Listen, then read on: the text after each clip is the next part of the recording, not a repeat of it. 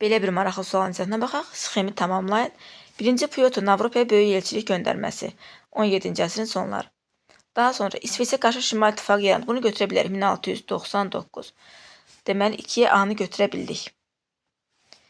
Sonra deyir ki, Poltava döyüşündə Rus ordusunun qalib gəlməsi. Poltava olub bilirik ki, 1709. İndi bizə 1709-dan sonraki mərhələ lazımdır.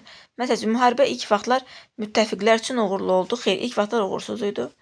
Rusiya imperiyaya çevrildi.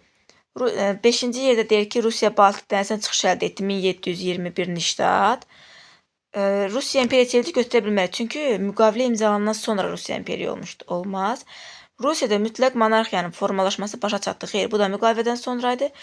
Şimal müharibəsi Rusiyanın qələbəsi ilə başa çatdı, bəli. Deməli, 4-də də götürəcəyik Y-ni. Ardınca da olacaq Rusiya Baltik dənizindən çıxış əldə etmə imkanı qazandı. Deməli, 2 olacaq A, 4 olacaq Y. D variantı.